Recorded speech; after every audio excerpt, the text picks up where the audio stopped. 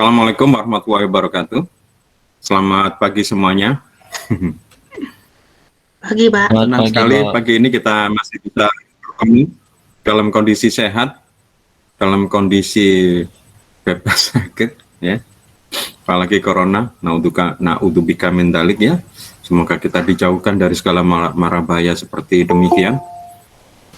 Kita bersyukur pagi ini suasana meskipun kalau di tempat kami agak redup tapi cerah, ya, sehingga kita bisa bertemu kembali di pagi ini untuk belajar proses komunikasi, ya. Namun sebelum kita mulai, alangkah baiknya kita berdoa terlebih dahulu. Semoga perkuliahan di pagi ini berjalan lancar, tidak ada kendala baik teknis maupun non teknis, khususnya kuota dan koneksi internet, ya. Kita tergantung sekali dengan hal demikian. Dan semoga apa yang kita pelajari pagi ini menjadi ilmu yang bermanfaat, apalagi tema pagi ini, yakni komunikasi efektif, sangat-sangat penting, ya. Dan demikian juga nanti akan saya sampaikan tugasnya, tugas kelompok, ya. Maka tolong ikuti perkuliahan ini sampai selesai. Mari kita berdoa terlebih dahulu. Semoga ilmu bermanfaat itu bisa menjadi bekal kalian nanti untuk meniti kehidupan. Semoga kalian bisa sukses. Mari berdoa menurut keyakinan masing-masing, berdoa mulai.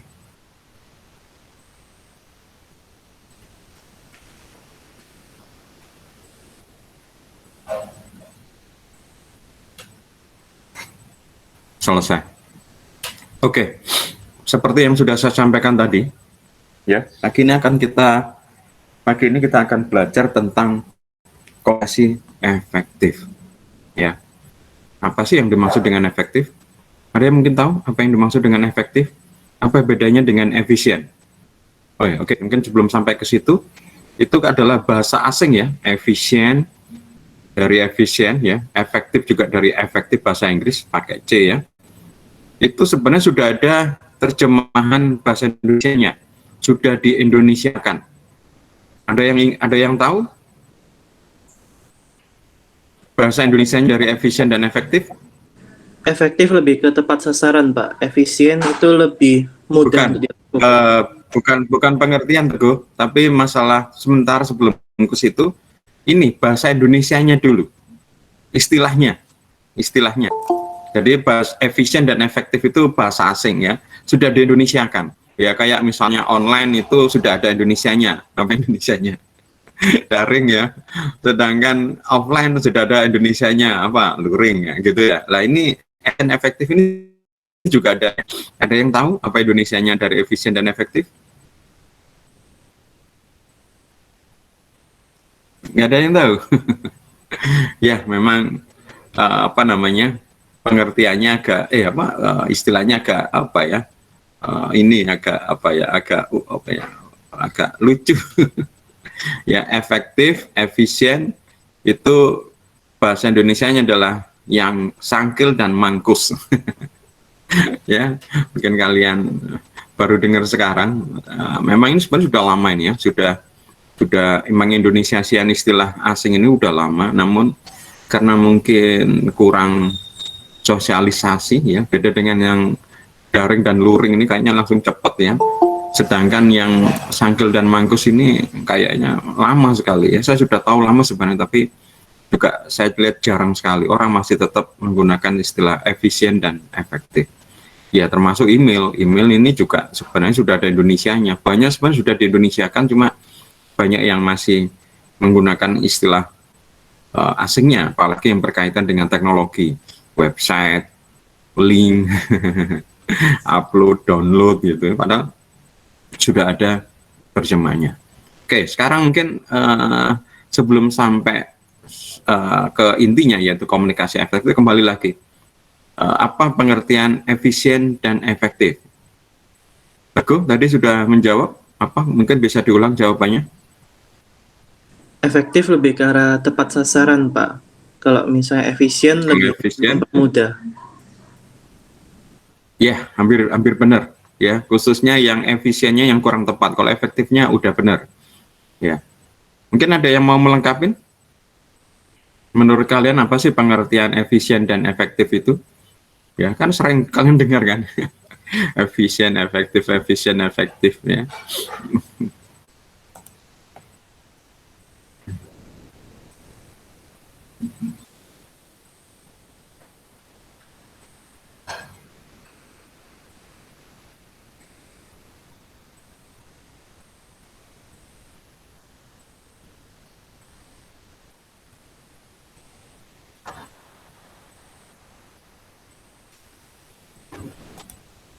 Ya, kalian bisa lihat apa ini kok hilang?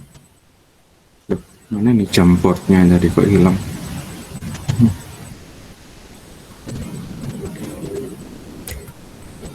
Nggak ada jam boardnya.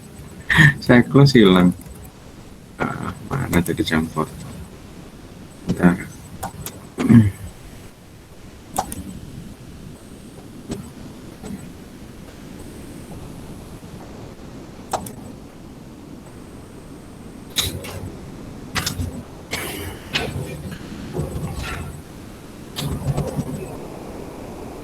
Ada yang mau nyoba apa pengertian efisien dan efektif? Punyanya Teguh sudah hampir benar, khususnya yang efektif. Namun yang efisien ini kurang tepat ya.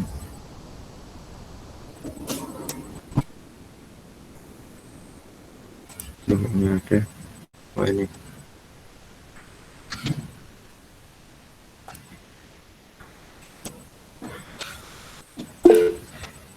Efisien tepat guna.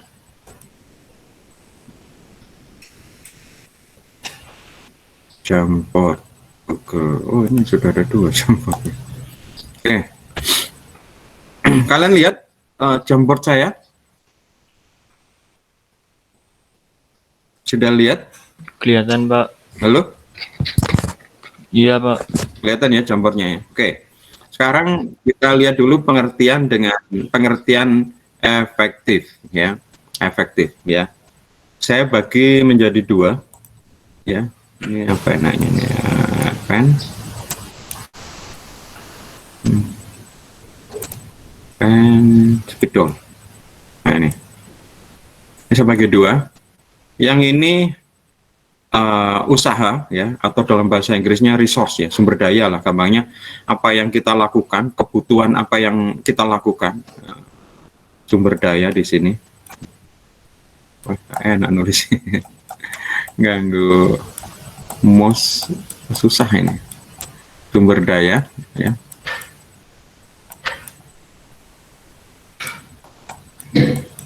Yang kanan ini adalah hasil. Hasil. Saya bagi 2. Nah, yang pertama kita lihat dulu apa yang dimaksud dengan efektif ya, supaya gampang ya. Ini contoh misalnya segini ya. Ini saya buat lingkaran ya. Ini adalah sumber daya kita sebanyak ini ya. Sumber daya itu apa? Tenaga, pikiran, waktu ya. Kemudian hasilnya ya, ada yang sedikit, ada yang agak banyak, ada yang banyak. Nah, ya. Jadi yang dimaksud dengan efektif dengan sumber daya yang segini, yang sama ini, ya. Ini ada seseorang, hasilnya ini. Ya, ini misalnya A, ini B, ini C. Ya. Ada seseorang dengan sumber daya yang sama, hasilnya ini B. Ada seseorang dengan sumber daya yang sama, hasilnya C. Yang dimaksud dengan efektif, dengan sumber daya yang sama, menghasilkan semaksimal mungkin. Ya, ini yang paling banyak, yaitu adalah C. Paham ya? Saya ulangi lagi, yang dimaksud dengan efektif itu adalah dengan sumber daya yang sudah ditentukan, sama seperti ini, ya, hasilnya sebesar mungkin. Ya, Pak Yusuf, apa contohnya buat sederhana Pak Yusuf, supaya kami nggak bingung. Oke, misalnya begini. Kalian belajar kalian kuliah, namun di kuliah dengan dalam kehidupan kalian tidak hanya berkaitan dengan kuliah, mungkin kalian juga sambil bekerja, ya, juga mungkin membantu orang tua, mungkin kegiatan organisasi dan macam-macam, ya. Sehingga waktu tersisa kalian untuk belajar, waktu tersisa untuk kalian untuk belajar hanya 2 jam, misalnya hanya 2 jam. Dengan waktu 2 jam ini, kalian masih dibebani dengan kuliah, ya, seperti kuliah. Maka kalian harus berpikir bagaimana cara mengefektifkan, ya, cara mengefektifkan dengan waktu 2 jam ini dapat hasil belajar semaksimal mungkin, ya. Jadi bisa 2 jam hasilnya mungkin A, 2 jam hasilnya bisa B, 2 jam misalnya hasilnya bisa C. Maka kita harus berpikir bagaimana 2 jam ini bisa hasilnya C. Gitu. Itu namanya efektif. Nah, Pak Yusuf, apa kebalikan dengan efisien? Nah, kita lihat sekarang ya.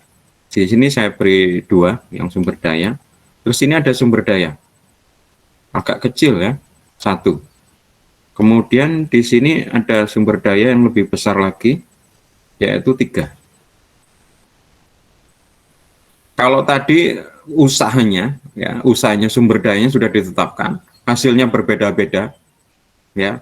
Contoh misalnya begini, ya, contoh lagi yang tadi itu apa namanya sumber daya. Misalnya contoh, saya membaca buku, kalian membaca buku, apa misalnya Daniel misalnya, ya, atau mungkin Teguh, ya, Teguh dan Daniel, saya Teguh, Daniel membaca buku.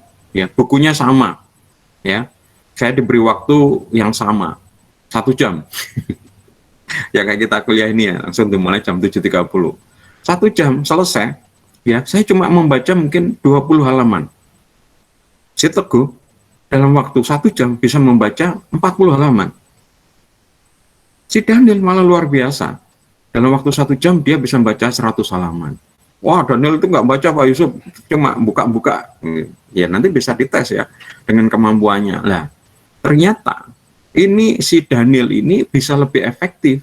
Karena apa? Dia mungkin belajar bagaimana cara membaca yang cepat. Sedangkan saya mungkin bacanya dengan saya keraskan. Ya, ini Pak Budi, ini Ibu Budi. Saya keraskan ya. Sedangkan Teguh ini mungkin sudah membaca dalam hati, kecepatannya sudah tinggi. Sedangkan Daniel mungkin ikut kursus cara membaca cepat ya. Sehingga meskipun dengan hasil yang berbeda, ini sama ini. Misalnya Daniel ini misalnya meskipun 100 halaman, ditesi ya sama hasilnya dengan saya yang cuma 20 halaman. Ini namanya efektif ya. Mana tadi itu jambornya? Jambornya mana ini? Nah, ini jambornya. Nah, sekarang efisien. Efisien kita lihat ya. Ini sumber dayanya sedikit, sumber dayanya sedang, dan sumber dayanya banyak ya. Sumber daya 1 hasilnya sama dengan B. Ya. Sumber daya 2 sama dengan hasilnya B juga. Sumber daya 3 sama dengan hasilnya B. Maka di sini ya, yang namanya efisien ini dengan sumber daya sekecil mungkin, ya, dengan sumber daya sekecil mungkin, yaitu 1, hasilnya sama dengan yang sumber daya yang lebih banyak, yaitu 2 dan 3. Itu namanya efisien. Jadi gampangannya dengan sumber daya sekecil mungkin, istilahnya seefisien mungkin, tapi hasilnya banyak. Ya, jadi kalau kita lihat efisien dan efektif demikian, maka supaya hasilnya puncak, ya. Bayangkan kalau misalnya kita tidak, Pak Yusuf berarti mending efisien aja ya. Kalau yang benar adalah efisien dan efektif. Bayangkan ya, dengan sumber daya yang kecil hasilnya A. Apalagi kalau sumber dayanya yang nomor 3, pasti hasilnya lebih banyak. Kalau dia juga mau belajar tentang efektif ya. Kita lihat ini efektif yang tadi ini 2 bisa hasilnya bisa C, padahal bisa aja orang cuma hasilnya A atau B. Tapi di efisien ini dengan sumber daya A, hasilnya bisa B. Padahal ada orang yang sumber dayanya 3, 1 ini, sama hasilnya dengan B. Maka, bila kalau orang itu belajar efisien dan efektif, bayangkan kalau ini tidak sedikit mungkin ya kalau bisnis mungkin sedikit mungkin. Tapi sebanyak mungkin, tapi hasilnya sebanyak mungkin. Nah, itu namanya efisien dan efektif. Maka sebenarnya kita di dalam hidup ini harus belajar namanya efisien dan efektif. Kenapa Pak Yusuf kok harus belajar efisien dan efektif? Ya, karena sumber daya kita terbatas ya. Tidak hanya tenaga, waktu kita 24 jam. Dan kita tidak hanya melulu mengerjakan itu. Namun, jangan berarti cuma hanya puas ya. Saya cuma bisanya belajar 2 jam Pak. Ya, kita harus belajar. Dengan 2 jam ini, bagaimana hasilnya bisa lebih tinggi lagi. Syukur-syukur, kita bisa mencari secela lagi. Bagaimana kalau tidak hanya 2 jam, misalnya tambah lagi. Ya, misalnya, oke, di waktu belajar itu mungkin tidak hanya malam, mungkin di setelah subuh gitu, setelah sholat subuh mungkin kita belajar, mungkin ada tambahan setengah jam. Setelah waktu istirahat, setelah sarapan, setelah makan siang kita mungkin belajar lagi, mungkin nambah lagi, sehingga hasilnya mungkin lebih banyak lagi, ya. Jadi ini yang namanya efisien dan efektif. Ada pertanyaan tentang efisien dan efektif ini, Sangkel dan Mangkus?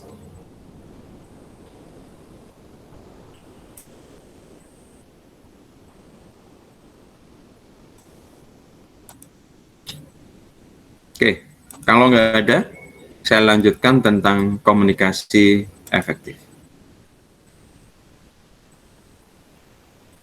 Jadi tadi kalian sudah tahu bahwa yang dinamakan dengan efektif itu dengan sumber daya yang kita miliki sekarang ini mendapat hasil yang sebesar-besarnya, termasuk juga berkomunikasi. Ya, kita sama-sama berkomunikasi seperti kita ini. Saya berharap apa yang saya sampaikan ini hasilnya benar-benar mancep ya. Ya, ini yang kemarin saya share ke kalian, tapi belum ada tanggapan ya. Ternyata belajar yang paling enak sifatnya adalah kalian harus aktif ya.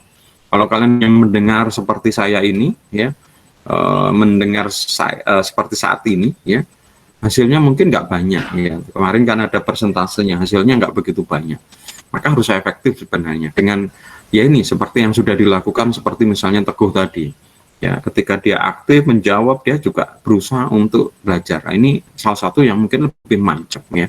Maka demikian juga komunikasi. Bagaimana komunikasi yang kita lakukan ini lebih efektif ya. Materinya kelihatan di tempat saya, di tempat kalian? Kelihatan, Pak. Kelihatan, Pak. Oke, lanjut ya. Oke, komunikasi efektif. Menurut Wilbur Scrum, ini adalah pakar komunikasi ya. Bukunya cukup besar ya, warnanya orange, besar, kertasnya kayak A4 gitu ya. Normalnya buku ini kan buku itu ya, nah ini bukunya besar sekali. Nggak tahu kalian punya enggak ya. Di perpustakaan saya lihat ada juga ya. Wilbur Scrum ya. Menurut Wilbur Scrum ya, jika bidang pengalaman komunikator sama dengan bidang pengalaman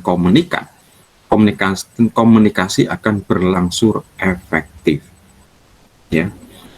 Jika bidang pengalaman, ini terjemahannya aslinya adalah field of experience komunikator sama dengan field of experience komunikan ya, maka komunikasi akan berjalan efektif. Oke, coba mungkin kita lihat apa namanya Jamboard. Jamboard.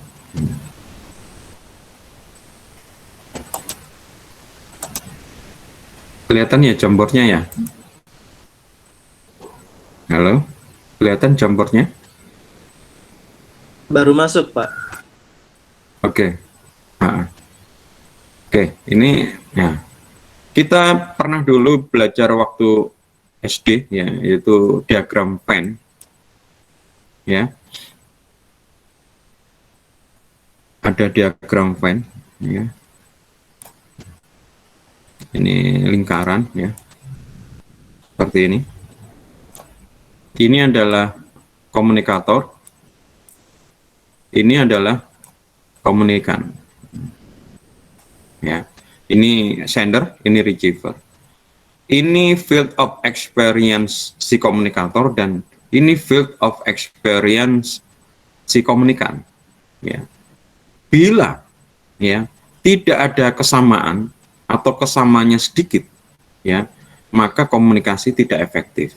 Ya, akan efektif bila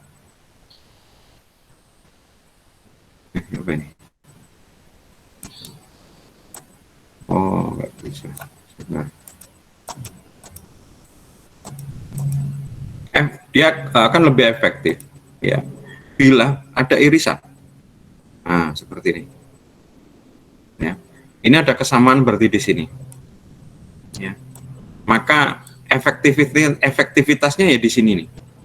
Bayangkan ya. Bayangkan kalau irisannya besar sekali. Nah, jadi irisannya di sini. Ya. Ini akan sangat efektif. Apa itu Pak contohnya Pak Yusuf? Antara apa namanya kesamaan ini, contoh ya. Saya tiap pagi mendengarkan ceramahnya Ustadz favorit saya, ya, namanya Ustadz Haam Amiruddin, ya. Dia orang Sunda, ya. Saya suka karena dia juga orang komunikasi seperti saya. Dia dosen komunikasi di Unisba kalau nggak salah. Dia sudah doktor dan memang pintar sekali secara ilmu komunikasi. Namun dia juga pintar secara agama, ya. Jadi saya merasa cocok ya, kan sama-sama orang komunikasi. Saya S1, S2 komunikasi dan saya sampai sekarang senang komunikasi. Saya juga senang agama. Dia malah pakarnya, ya. Dia orang Sunda, ya. Saya sering mendengarkan ceramah-ceramahnya, baik yang live ya, yang tiap pagi itu, atau saya kadang-kadang mendengar rekamannya. Karena dia kadang-kadang ceramah di sana, ya, memang ceramahnya di pengajian di offline ya, seringkali dimasukkan itu adalah dengan menggunakan bahasa Sunda, ya. Sehingga seringkali ya ketika Sunda itu dan mereka apalagi kemudian audiennya, komunikannya itu tertawa-tawa, saya penasaran apa yang dikatakan itu. Berarti ya ketika bahasa Sunda, ini bahasa Sunda ya, saya nggak sampai di sini. Ini bahasa Sundanya yang keluar ini. Saya tidak paham, ya. Jadi komunikasinya nggak efektif. Mereka tertawa, saya diem aja, ya. Saya pernah protes, ya. Saya sudah ngirim beberapa kali, ya, komentar baik di YouTube-nya di mana supaya kalau memberikan pengajian itu jangan menggunakan bahasa Sunda, ya. Jangan dicampur dengan bahasa Indonesia. Untung saya punya kesempatan, kalau nggak salah 2 tahun yang lalu saya datang ke Bandung dan saya mengikuti pengajiannya. Memang saya niat ke Bandung salah satunya mengikuti pengajiannya. Melani ya, memang saya suka ya, datang ke sana. Kemudian setelah selesai saya datangi, saya sampaikan, Ustadz, please, kalau kajian jangan menggunakan bahasa Sunda, kami yang orang luar Sunda nggak paham gitu. Dia ngomong, ya Pak Yusuf gitu, kami di sini ini pengajiannya ini sebagian besar karena tujuannya memang untuk offline itu adalah orang Sunda. Supaya saya efektif, saya menambahkan yaitu bahasa Sunda. Ya, sedangkan rekaman ini YouTube ini kan tambahan ya gitu loh. Nah, demikian juga saya dengar sering pengajian-pengajian di Jawa, di mana para kiai, para ustadz menggunakan bahasa Jawa, ya, karena mungkin lebih efektif. Ya, sejak itu ya sudah. Ya, saya cuma berusaha semaksimal mungkin aja apa yang saya tahu tentang apa namanya bahasa yang saya tahu. Kalau misalnya bahasa Sunda saya nggak paham ya sudah, ya. Maka field experience itu seperti ini lingkaran ya. Setiap orang field experience itu berbeda. Sebenarnya selain FR, ya namanya selain FE ya, selain field of experience ada namanya FR, ya. FR itu adalah frame of reference. Frame of reference itu adalah pengetahuan ya. Jadi misalnya di keluarga kita lah, kita mungkin anak yang kedua misalnya, ada kakak, ada adik misalnya. Di keluarga yang sama. Tapi bisa jadi referensi kita yaitu kemampuan untuk misalnya mengenal apa ya pengetahuan umum mungkin berbeda antara anak satu dengan anak yang lain. Kakak kalian mungkin suka membaca, frame referensinya luas sekali. Ya, kalian mungkin tidak suka membaca, tetapi kalian banyak ikut kegiatan, berarti field of experience-nya banyak. Adik kalian nggak aktif, ya juga nggak suka membaca di rumah, mungkin berarti FE dan FR-nya kecil. Ya, jadi tiap orang, ya kalau kita lihat ya, ini kan kelihatan gambarnya sama, padahal tiap orang itu mungkin bisa berbeda. Ini mungkin orang A. Ini FR dan FE-nya kecil. Si B, mungkin FE dan FR-nya mungkin besar. sedangkan si C mungkin FR dan FE-nya besar. Tiap-tiap orang berbeda, ya. Seperti anggap saja saya, ya, waktu saya kuliah hampir ikut kegiatan ekstrakurikuler, ya, hampir semua kegiatan, baik kegiatan intra kurikuler, ekstrakurikuler, ekstra kampus, bahkan latihan militer saya ikutin. Sehingga ya ini mungkin FE saya, field of experience saya, pengalaman saya banyak sekali, ya. Kegiatan intra misalnya kayak senat BPM saya ikut, ya. Kegiatan ekstra saya ikut, pecinta alam saya ikut juga, ya. Terus kemudian kegiatan ekstra kampus HMI juga saya ikut, ya. Di luar itu kegiatan militer saya juga ikut, ya. Sehingga ya mungkin saya luas, ya. Jadi selain saya dapat ilmu dari kampus, saya juga dapat pengalaman yang lebih banyak lagi, dan mungkin dapat juga namanya FE, ya. FR, frame of reference, pengalaman, keterampilan, ya. Misalnya pecinta alam, saya juga ikut trainingnya soalnya, ya, bagaimana cara menangkap ular, bagaimana bila makan dalam kondisi tanpa ada makanan, hanya survival di hutan misalnya, saya juga belajar seperti itu, ya. Sehingga ini mungkin setiap orang bisa berbeda, ya, FR dan FE. Maka menurut Wilbur Schramm, ya, menurut Wilbur Schramm, yang dimaksud dengan komunikasi efektif seandainya adalah antara komunikator dan komunikan adalah sama-sama FR dan FE-nya sama, gitu. Cuma memang tidak mungkin seorang manusia FR dan FE-nya sama meskipun mereka anak kembar, ya. Tapi semakin irisannya semakin besar, maka komunikasi akan berjalan dengan efektif. Sebaliknya, bila FR dan FE antara komunikator dan komunikan tidak sama, maka akan timbul kesukaran mengerti mengerti satu sama lain. Saya dengan Ustadz Aam, meskipun saya tidak paham, ya, karena tadi ada menggunakan bahasa Sunda, tapi Ustadz Aam masih menggunakan bahasa Indonesia, saya masih ada paham. Bayangkan kalau kalian misalnya datang ke suatu tempat, ya, kemudian kalian butuh misalnya arahan, kemudian tanya sama seseorang, dia tidak paham bahasa kalian, dan kalian tidak paham dengan bahasa mereka. Apa yang terjadi? Gak ada kesamaan. Ini akan timbul kesukaran ini mengerti satu sama lain. Ya, contoh kalau kekonyolan ini kadang-kadang ada di film-film humor gaya kayak warkop kayak gitu, ya. Misalnya ada orang pesan di restoran gitu, ya. Misalnya di restoran Perancis gitu, ya, yang waitersnya, pelayannya tidak paham bahasa kita, ya, bahkan bahasa Inggris juga nggak paham, kita juga nggak bisa bahasa Perancis, akhirnya menggunakan bahasa yang nggak efektif. Akhirnya apa yang terjadi? Mereka ketika sampai makanan ke mereka, makanan yang dihidangkan berbeda dengan keinginan mereka, ya. Ini yang namanya komunikasi yang tidak efektif. Oke, mungkin sampai di sini ada yang mau ditanyakan terkait dengan komunikasi efektif menurut Wilbur Schramm.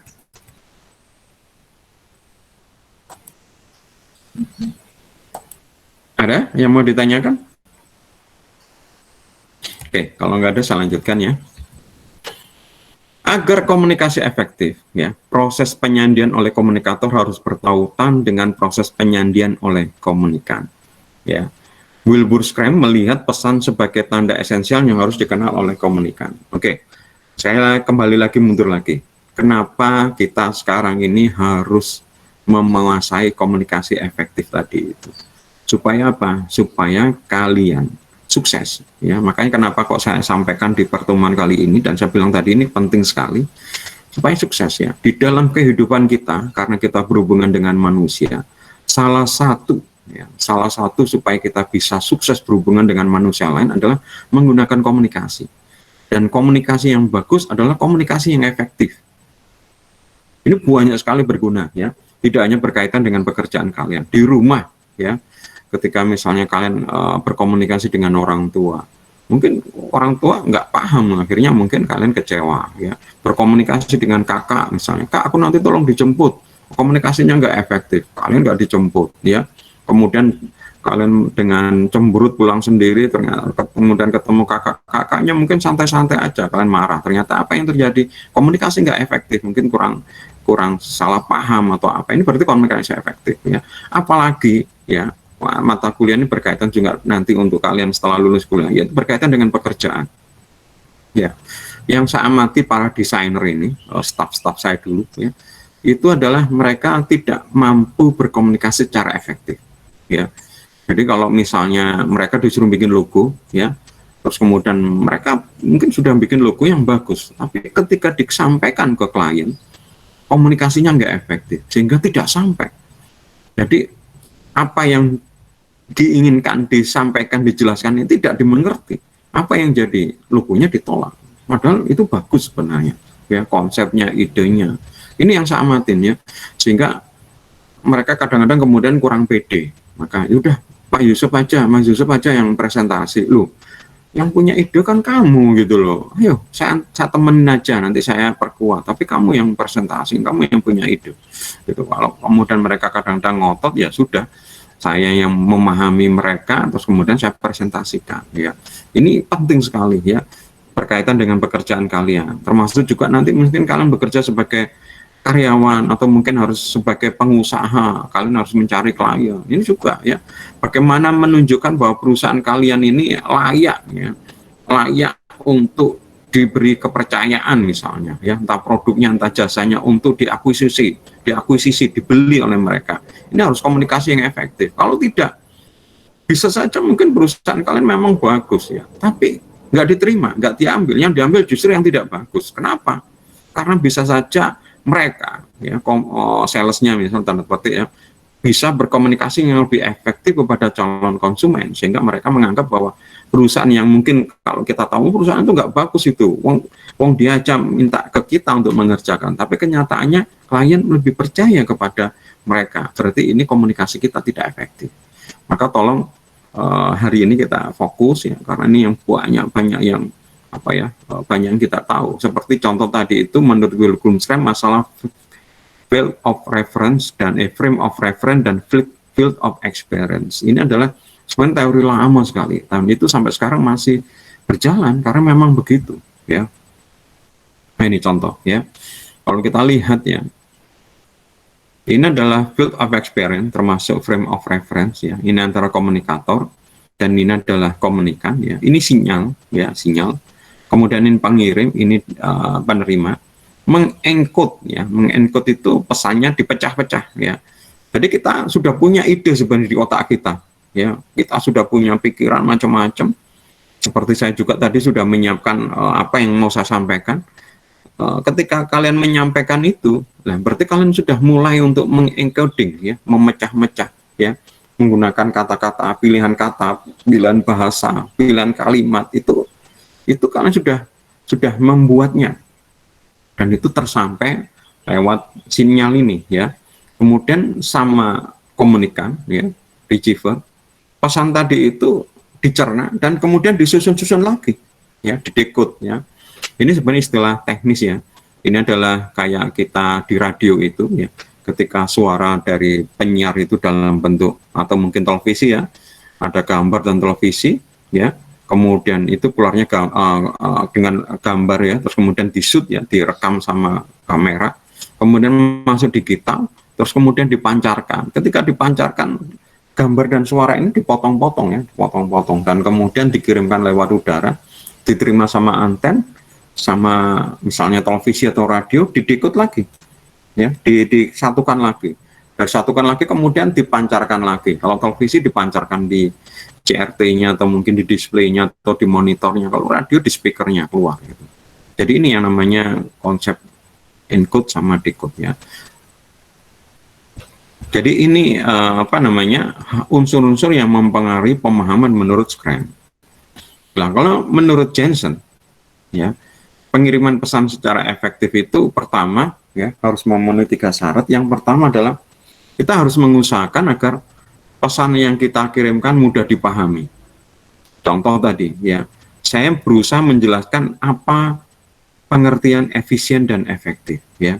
Kalau mungkin saya menggunakan kata-kata mungkin sebagian paham ya, tapi kalau saya gambarkan tadi dengan menggunakan lingkaran-lingkaran ya, terus kemudian saya beri panah-panah, nah, mungkin kalian agak lebih paham, oh begini ya maksudnya efisien dan efektif.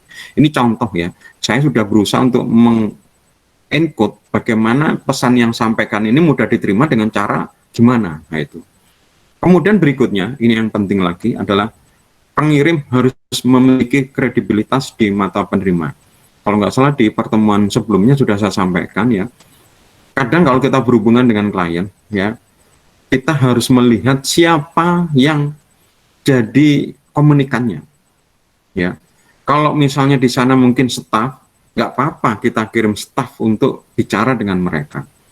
Tapi kalau kemudian komunikan di sana itu direktur atau mungkin skalanya manajer lah ya, belum sampai direktur, yang kita kirim staf, bisa saja ini nggak diakui ya. Oh kamu itu, apalagi kalau misalnya secara umur ya masih muda gitu ya, apalagi baru lulus misalnya, sedangkan manajer ini sudah punya pengalaman, sudah bekerja lama ya, mereka pasti tidak akan mau begitu gampang percaya. Itulah menurutmu lah, ya, ini repot. Maka di sini juga kita harus memperhatikan kredibilitas ya. Kredibilitas itu bisa dari mana Pak Yusuf? Mungkin ada yang tahu kredibilitas itu bisa dapat dari mana? Misalnya contoh kalian diminta untuk bikin logo ya, sebuah perusahaan furniture ya. Yang datang itu direkturnya ya. Di situ direktur, ada manajer, kemudian ada staff ya, staff yang mungkin berkaitan dengan pekerjaan kalian, yaitu misalnya logo ini dibutuhkan orang IT misalnya. Nah ini untuk menimbulkan kredibilitas kalian supaya nanti pesan yang disampaikan diterima.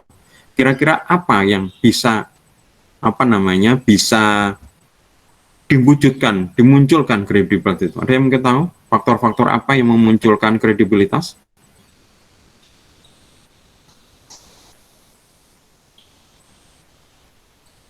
Ditama?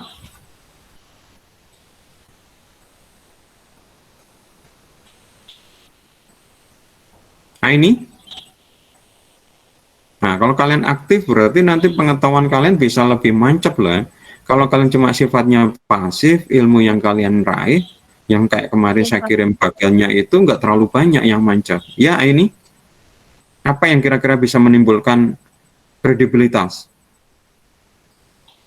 Sebentar Pak. Memiliki apa ya? Sebentar ya Pak. Masih mengira-ngira jawabannya.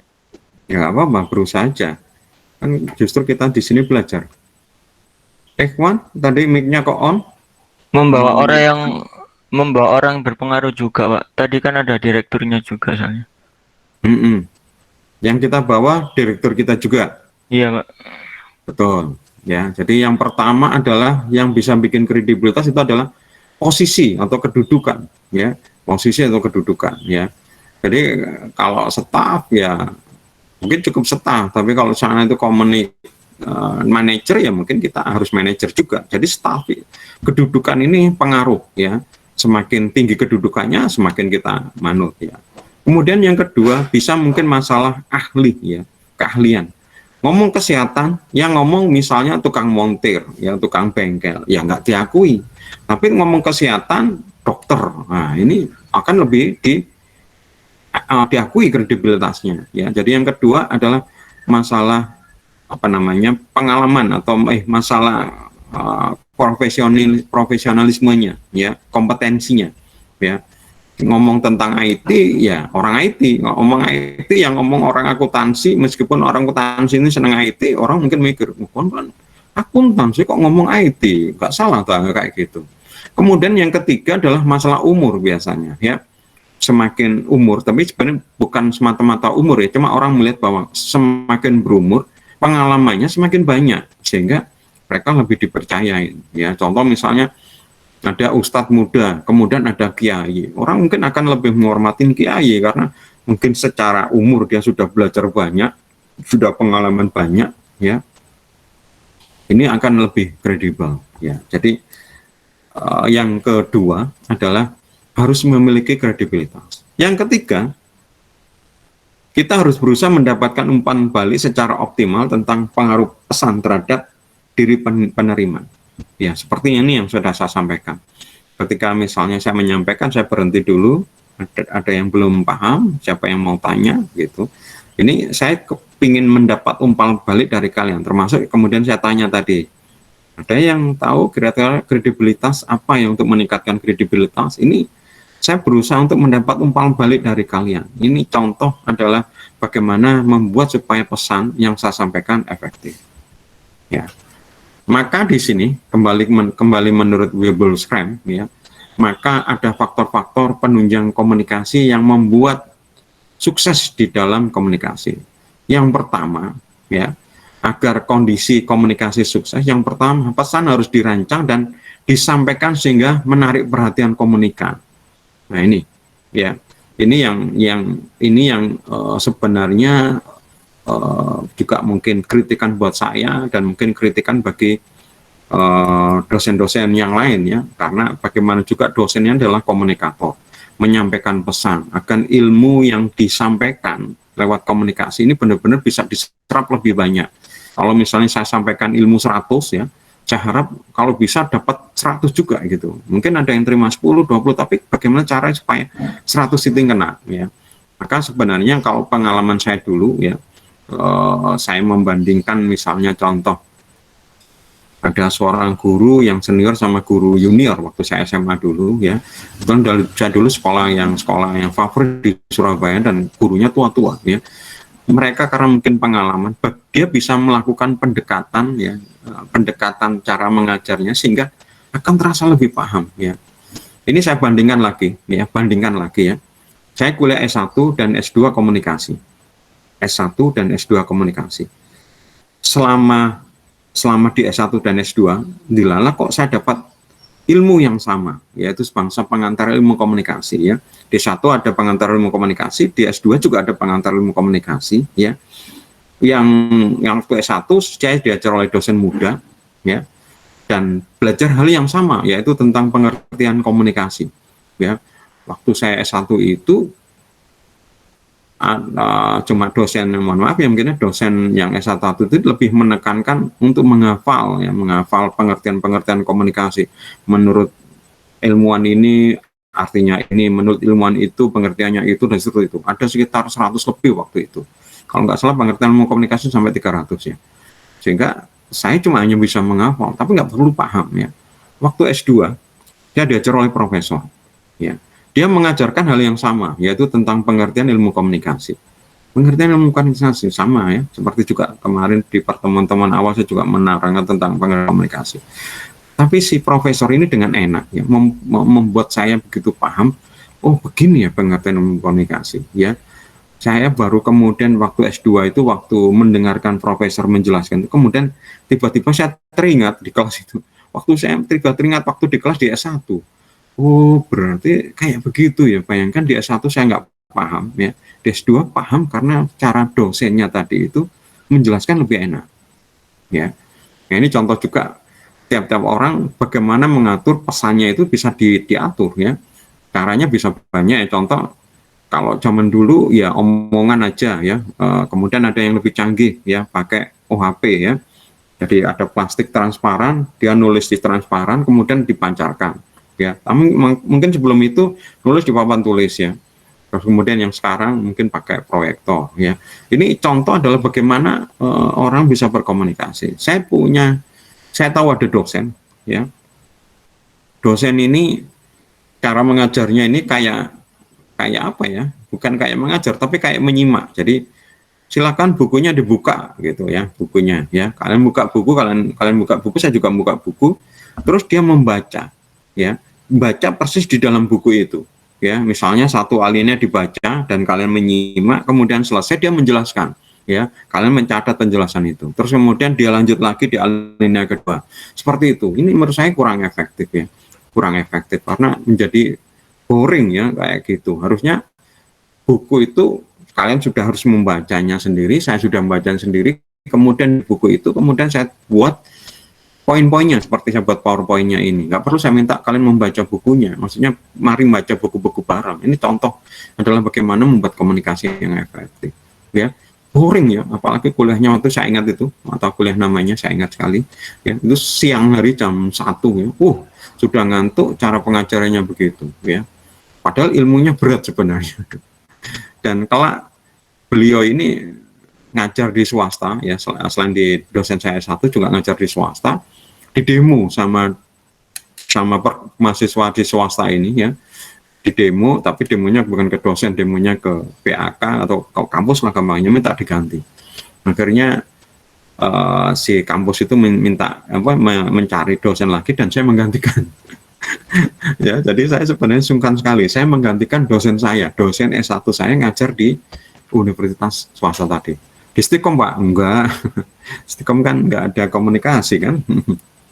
Di kafe, Pak? Oh ya, bukan, yang ilmu komunikasi. Ya, di Stikom kan nggak ada ilmu komunikasi ya. Oke. Berikutnya adalah pesan harus menggunakan lambang yang tertuju kepada pengalaman yang sama antara komunikator dan komunikan. Apa maksudnya ini? Ada yang mungkin paham? Mungkin mau bantu menjelaskan saya. Gaby?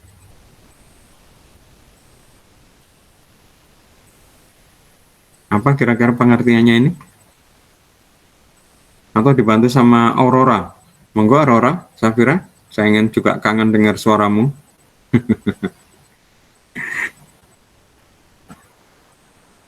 Loh, malah Karima keluar. Dewi Sirwi? Enggak ada yang keluar ini, suara-suara cewek ini. Belia? Mungkin Afifah mungkin bantu. Menurut kalian apa semampunya? Apa yang dimaksud dengan poin yang kedua? Pesan harus menggunakan lambang yang tertuju kepada pengalaman yang sama antara komunikator dan komunikan. Ini salah satu contoh membuat komunikasi sukses. Ya, menurut Wilbur Scrum ya. Ada yang mungkin mau berusaha untuk menjelaskan ke saya dan mungkin ke teman-teman yang lain? Afifah, Belia, siapa lagi cewek? Aurora, yang ingin dengar suara cewek ini. Ditama, Baby ini cowok apa cewek? Mohon maaf ini nggak pernah ketemu ini kita ya secara offline-nya. Ratna ini cowok atau cewek? Soalnya gambarnya nggak ada sih. Kalau Daniel kan kelihatan ini cowok.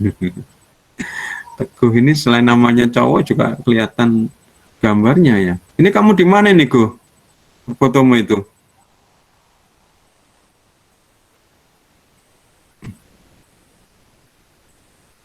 Kok diam semua ini? Putri? Putri? Raditul Jannah? Wah, itu kayak nama sekolah anakku itu. Sekolah anakku namanya Raditul Jannah ini. Putri? Ayo? Kok diam semua?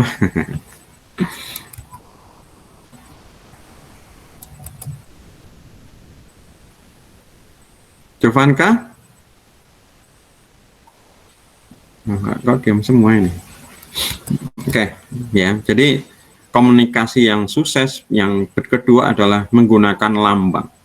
Menggunakan lambang yang sama yang bisa dipahami antara komunikator dan komunikan. Lambang itu bisa tulisan ya, bisa simbol ya, bisa materi ya seperti PowerPoint atau apa, sehingga ini bisa membuat lebih paham ya. Tapi kalau saya membuat lambang yang tidak dipahami ya, misalnya contoh saya datang ke suatu daerah ya, terus kemudian saya bingung, kemudian tanya seseorang, saya menggunakan lambang, menggunakan simbol ya. Misalnya tangan saya itu jempol misalnya, lah dia nggak memahami maksud jempol misalnya, jempol seperti ini ya. Nah, ini bisa saja mungkin tidak akan bisa efektif. Ya. Kemudian yang ketiga, pesan harus membangkitkan kebutuhan pribadi komunikan dan menyarankan beberapa cara untuk memenuhinya. Ya, jadi kalau bisa pesan ini harus kira-kira sesuai dengan kebutuhan pribadinya. Ya, ini yang susah sebenarnya kalau misalnya berkaitan dengan kuliah atau mungkin berkaitan yang umum ya. Tapi kalau misalnya kalian berbicara tentang untuk kepentingan lain ya, misalnya tadi itu kalian menjelaskan tentang logo yang kalian bikin, itu mereka pasti bisa ada kebutuhan, karena ketika kalian diminta oleh perusahaan itu berarti memang ada kebutuhan. Ketika kalian menjelaskan lah itu. Yang susah itu seperti kayak saya ini. Kan susah Pak Yusuf ya. Karena saya menjelaskan ini bukan kebutuhan pribadi kalian ya, misalnya ya, belum mendesak lah ya.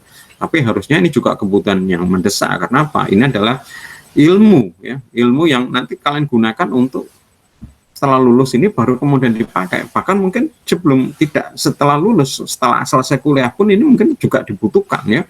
Karena komunikasi sukses ini tidak hanya berkaitan dengan setelah lulus.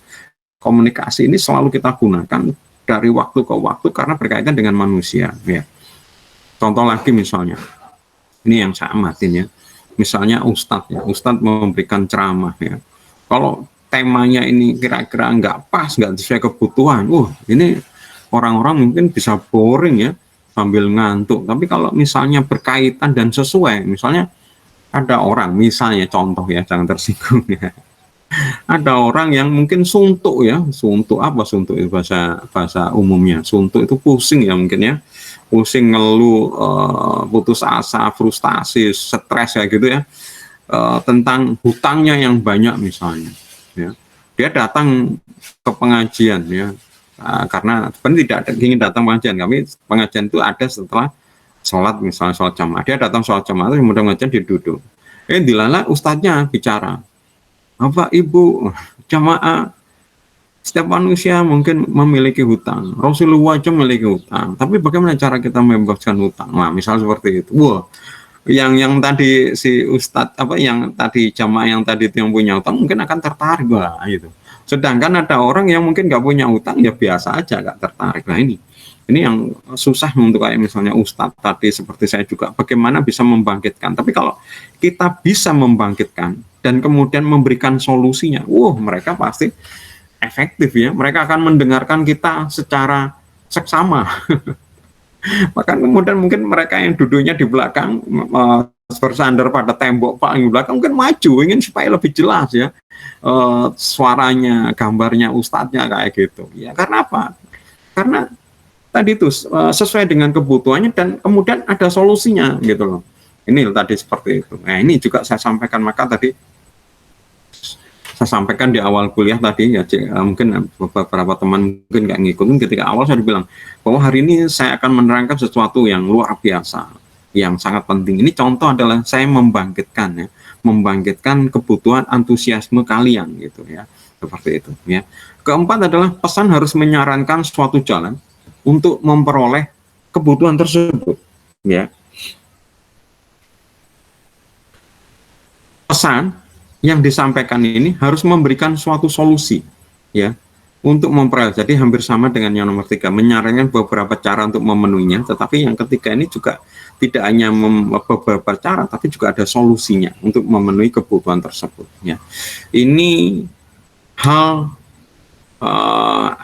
kondisi ini harus dipenuhi, maka akan bisa berjalan sukses. Yang pertama, komunikator harus mempersiapkan materi. Makanya siapapun yang sebenarnya, entah kalian misalnya harus bertemu dengan klien, mencari klien ya, saya yang harus ngajar, kalian harus siapkan materi. Termasuk ini yang kadang-kadang saya juga agak prihatin juga ya. Tapi sebenarnya dalam mata kuliahnya sebenarnya ya, namanya public speaking. Dulu saya pegang ya, public speaking. Ini yang saya amatin ketika saya minta misal tugas kelompok, kemudian kalian harus mempresentasikan. Saya lihat kalian tidak berusaha untuk bagaimana cara mempresentasikan pesan-pesan yang disampaikan ya ke orang banyak, khususnya ke dosen ya. Yang saya lihat itu kalian masih cuma hanya membaca PowerPoint kalian apa adanya. Itu gak betul seperti itu ya. Itu nggak akan seperti tadi itu ya. Berarti kalian tidak merancang bagaimana supaya menarik ya. Terus kemudian tadi itu tidak membangkitkan kebutuhan ya. Oke. Kemudian yang kedua, kalau bisa menggunakan simbol yang sama. Yang ketiga bisa membangkitkan ada kebutuhan ya, kebutuhan komunikan, dan kemudian juga menyarankan ya bagaimana caranya untuk memenuhinya. Kemudian yang terakhir memberikan solusi.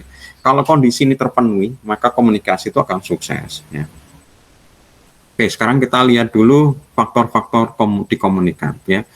Kalau tadi kita lebih melihat di unsur komunikator, meskipun tidak hanya sekedar unsur komunikator, sekarang kita akan lebih lihat lagi adalah di faktor komunikan. Tapi pada dasarnya seperti yang sudah sampaikan tadi, yang di Wilberstram yang diagram Venn tadi itu, sebenarnya dua belah pihak ya. dua belah pihak. Komunikasi ini bukan hanya satu pihak, meskipun bisa saja yang satu pihak yang lebih aktif dibandingkan pihak yang lain. Contoh, komunikasi di masjid saat pengajian, ustadznya yang mungkin akan berapi-api menyampaikan pesan, komunikannya terkantuk-kantuk terkantuk-kantuk ya, kayak gini ya. Atau mungkin seperti saya ini, saya yang bersemangat, kalian mungkin nggak tahu ya. Terkantuk-kantuk apa enggak ini kalian?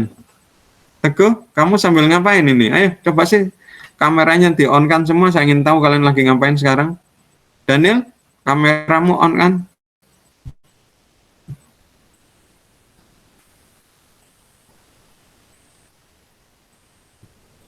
Aku diam semua. Rasendria, ayo kameranya on, nggak ada yang jawab semua ini. Wah itu kan Teguh kan posisinya standby ya, ini artinya siap untuk menemui, dibanding kalau misalnya sambil tiduran gitu. Makanya kan kemarin saya ngomong, kalau bisa kalian kayak kuliah ya, duduk di kursi terus menghadap meja ya, entah misalnya pakai HP pun, HP-nya saya minta kemarin kalian beli tripod gitu ya, tripod dipasang sehingga kalian seakan-akan kayak di kelas ya, duduk di kelas. Tapi kalau misalnya kalian bersikap santai sambil tiduran, saya takut sikap itu yang kemudian memberikan secara psikologis yang membuat apa ya, tidak siap untuk menerima ilmu, sehingga tadi yang seperti yang saya sampaikan kemarin, ilmunya itu mungkin kenanya mungkin sedikit ya, efektivitasnya mungkin sedikit ya, seperti itu ya. Terima kasih Teguh. Yang lain mungkin bisa nyontoh Teguh. Ayo yang lain kameranya on-nya mana nih? Oke, sekarang kita lihat komunikan ya. Pertama, komunikan benar-benar mengerti pesan. Berarti kalau benar-benar mengerti pesan ini tadi itu ya, disampaikan di dalam bahasa yang sama, simbol yang sama, lambang yang sama. Saya mendengarkan ceramahnya Ustadz Aam ya, disampaikan dalam bahasa Sunda. Saya nggak paham. Sebaliknya Ustadz Aam mendengarkan pengajiannya kiai di Jawa Timur ya, di Kediri misalnya atau di Gontor, menggunakan bahasa Jawa ya. Kan ada beberapa kiai yang kalau ceramah itu menggunakan bahasa Jawa, paham ya. Apalagi kalau menggunakan bahasa asing ya. Saya pernah ke Bondowoso ya, dalam perjalanan Jumatan ya. Saya hadir di situ. Ngikutin Jumatan di Bondowoso ya. Kemudian memberikan salam, terus kemudian berdoa gitu loh. Kok doanya nggak selesai-selesai? Saya pikir biasanya setelah salam berikan doa, kemudian mengutip Al-Quran sama hadis, kemudian masuk ya ke pembahasan. Ini enggak loh, kok kutipannya nggak selesai-selesai. Baru kemudian saya paham, ternyata ustadznya tadi, khotibnya tadi di hari Jumat tadi, di sholat Jumat tadi itu menggunakan bahasa Arab. Ya, saya juga nggak tahu. Kenapa seperti itu? Dia mungkin memahami hadisnya mungkin salah ya. Mungkin karena pengertiannya bahwa sholat Jumat itu harus ada khutbah, dan khutbahnya adalah bahasa Arab ya. Di aslinya hadisnya dia menggunakan bahasa Arab juga. Padahal kan komunikannya orang Indonesia. Bahkan orang Bondowoso ini masih banyak yang mungkin belum paham bahasa Indonesia. Mereka bahasa Madura. Ya. Jadinya apa? Yang ngantuk. Siapa yang sekarang yang paham bahasa Arab ya? Sedikit sekali ya, dia terus gitu ngoceh terus ya, mohon maaf ngoceh, berikan khutbah terus dalam bahasa Arab ya. Saya waduh ya apa ya, dan ini saya yakin sudah bertahun-tahun ya, karena saya itu berapa ya, 2 tahun yang lalu mungkin, artinya bukan mulai kecil ya, mas sudah besar ini ya gitu. Berarti dulu ya kayak gitu, apalagi dulu ya. Nah ini kan nggak efektif ini ya, saya tidak tahu pesannya apa yang mau disampaikan, jadinya nggak kena. Khutbah itu kan tujuannya adalah memberi peringatan, memberi petunjuk, memberi nasihat. Lah kalau diberi nasihat dalam bahasa Arab, saya sendiri nggak mengetahui bahasa Arab, lah saya nggak tahu, nggak paham kamu ngomong apa, kamu marah, kamu nangis, kamu sedih, kamu kecewa, nggak tahu saya kan, seperti itu. Nah ini contoh ya, jadi harus benar mengerti pesan ya. Mungkin kalian pernah tahu, misalnya kayak saya tadi itu, saya datang ke sebuah masjid ikut sholat Jumat, khotibnya menggunakan bahasa Arab. Mungkin kalian pernah nggak melihat sebuah komunikasi yang tidak sama bahasanya? Mungkin punya pengalaman. Teguh, kamu punya pengalaman seperti itu, Teguh? Nggak ada Pak kalau di tempat ibadah. Nah, selain di tempat ibadah mungkin? Mungkin pernah sih Pak ikut acara seminar, tapi kalau misalnya yang apa pembicaranya itu dari India. Waktu itu kalau nggak salah seminar di kampus Pak, waktu awal-awal masuk. Tapi ada terjemahnya nggak? Ada Pak, ada pakai bahasa Inggris tapi kayak syok aja di depan. Oh, bahasa Indianya pakai bahasa apa Indianya? Orang Indianya tadi pakai bahasa Inggris. Iya, tapi ada beberapa kayak pakai bahasa Indonesia gitu, pakai bahasa Inggris gitu Pak. Bahasa Inggris, terus nggak ada penerjemahnya ke bahasa Indonesia? Nggak ada. Oh gitu ya. Harusnya panitianya menyediakan kalau dia nggak bisa bahasa Inggris. Jadi ngomong berhenti gitu ya. Ya karena memang tidak semua orang mampu bahasa Inggris ya. Ya ini contoh ya. Juga seperti itu ya. Terus kemudian contoh kalau kita di luar negeri di negara-negara tertentu kadang petunjuk-petunjuk memang bahasa setempat ya nggak ada. Kalau kita kan masih mending kadang-kadang bahasa Indonesia ada bahasa Inggris. Kalau di Jepang itu ya bahasa Jepang gitu loh, nggak ada bahasa Inggrisnya ya. Atau di Prancis ya, negara-negara yang sangat apa ya, sangat bangga sekali dengan budaya, nggak ada bahasa lain. Di Indonesia kan masih ada, bahkan ada yang bahasa Inggris dok, nggak ada bahasa Indonesianya ya, petunjuknya. Misalnya di iPod itu ya, ada bahasa Indonesia, ada bahasa Inggris. Tapi kalau di negara tertentu malah seperti itu. Nah ini contoh ya. Kalau nggak ada kesamaan seperti ini, bagaimana kita paham ya. Kemudian berikutnya adalah saat mengambil keputusan, sadar bahwa keputusannya sesuai dengan tujuannya. Ya, saat mengambil keputusan, sadar bahwa keputusannya sesuai dengan tujuannya. Kemudian yang ketiga, saat mengambil keputusan, sadar bahwa keputusannya sesuai dengan kepentingan pribadinya. Maka yang terakhir adalah ia mampu memenuhinya baik secara fisik maupun mental. Ini ya. Jadi kalau kita lihat komunikasi, pesan ya, message ya, akan berhasil, akan sukses diterima komunikan kalau urutannya pertama, komunikan paham dengan pesan itu, berarti bahasanya sama. Kemudian setelah dia paham, dia sadar ya bahwa apa namanya yang disampaikan sama komunikator itu sesuai ya, sesuai dengan tujuannya. Ya, contoh misalnya kembali lagi seperti saya tadi bilang, masalah misalnya Ustadz misalnya ya, ketika Ustadz memberikan ceramah ya, terus kemudian si komunikannya datang ya, tadi itu misalnya dia pun punya hutang banyak, pusing, jenuh ya, suntuk misalnya ya, bahasa apa suntuk itu ya. Terus kemudian ustadznya bilang inilah cara untuk bebas hutang misalnya. Lah yang tadi dinasihatkan ternyata ini cocok. Oh iya ya cocok, saya ingin tahu. Wah, ini nyambung ya. Kemudian sadar bahwa yang disampaikan komunikatornya ini sama dengan kepentingannya tadi itu. Oh iya, aku nyantong seperti itu. Aku yang terakhir cocok ya, diterima ya, karena apa? Masuk akal misalnya. Kalau nggak masuk akal dia nggak menerima. Itu kalau nggak masuk akal ngomong ini doa, logikanya ya opo misalnya. Kan kadang-kadang kalau kita kadang-kadang ngikutin kayak seminar atau apa, kadang-kadang kan beberapa pembicaranya ini tidak detail menjelaskan ya, sehingga bagi kita oh kok bisa seperti itu, atau hanya melihat enak-enaknya. Contoh yang saya dengar kemarin beberapa hari yang lalu, 2 atau 3 hari yang lalu, saya dengarkan di radio seorang trainer tentang masalah saham. Dia bilang, kalian ikutlah training kami, seminar kami ya.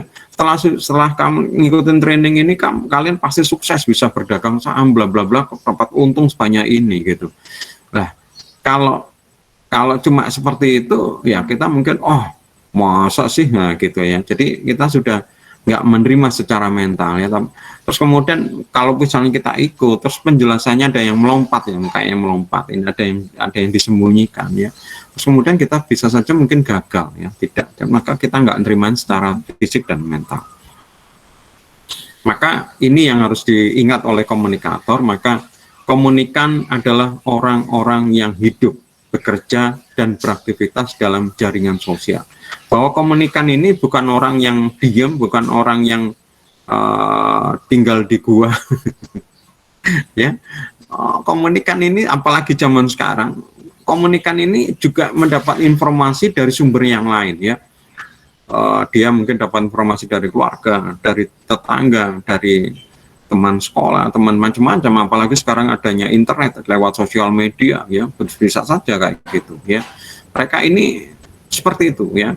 Komunikan juga membaca, mendengarkan, menonton komunikasi yang menyajikan hubungan pribadi yang mendalam ya. Kemudian juga bahwa tanggapan yang diinginkan komunikator harus menguntungkan bagi komunikan. Ya ini yang penting ya. Jadi intinya sih sebenarnya kalau saya lihat ya, bagaimana komunikasi yang efektif itu kalau kemudian kita bisa menyampaikan pesan selain kemasannya tadi yang bilang, tapi yang penting itu adalah kita bisa memberikan apa yang dibutuhkan mereka. Ya, ini berarti nih karena kebutuhan ini tiap-tiap orang mungkin bisa berbeda. Contoh seperti kalian hari ini, pagi ini belajar ya. Kebutuhan si A dengan kuliah ini, kebutuhan si B dengan kuliah ini mungkin berbeda. Ya, mohon maaf misalnya kebutuhan si C misalnya, yang penting saya sudah menggugurkan kewajiban yaitu datang di kuliahnya Pak Yusuf online, berarti saya sudah kuliah. Ditanya sama orang tua saya kuliah gitu. Tapi si B mungkin bukan seperti itu ya. Saya ingin kuliah itu mungkin dapat ilmu lagi gitu, ilmu lagi. Yang A mungkin saya ingin lebih dalam lagi, Pak. Apa yang disampaikan Pak Yusuf, saya juga nggak puas dengan apa yang disampaikan Yusuf. Kalau perlu saya mendebat. Nah ini contoh ya. Tiap-tiap orang bisa berbeda. Padahal komunikator harus bisa menyampaikan apa yang kira-kira diinginkan. Padahal keinginan tiap orang berbeda. Apalagi yang sifatnya, kalau kalian kan mungkin masih semi kewajiban ya, kalian sudah harus datang, harus wajib. Apalagi yang kayak misalnya kayak pengajian ya, pengajian, ceramah ya di masjid. Ini kan sifatnya sukarela, ya sukarela. Kita datang, nggak datang ya nggak dimarahin. Tapi kalian nggak datang di kuliah ini ya nanti ada yang marahin orang tua kalian. Kok bolos? Bisa aku ya ayah udah bayar kuliah kamu nggak kuliah, wah kan ya. Pasti terpaksa. Yes pokoknya kuliah. Absen, merungokno tapi ditanyain sama Pak Yusuf diem aja.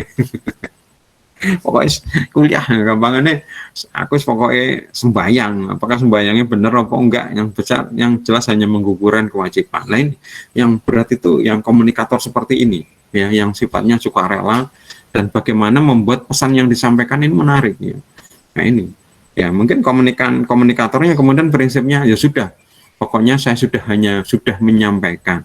Masalah tertarik atau tidak itu urusan saya tidak ya seperti itu ya. Saya cuma selalu berpikir ilmu yang saya sampaikan kalau bisa itu bermanfaat, bukan sekedar bahwa saya menggugurkan kewajiban sebagai dosen, menghabiskan waktu di jam ini, enggak, tapi saya kepingin ilmu ini berguna untuk kalian, dan ilmu ini baik secara sadar maupun tidak sadar kalian terapkan dalam kehidupan kalian ya. Dan itu membuat kalian misalnya sukses ya.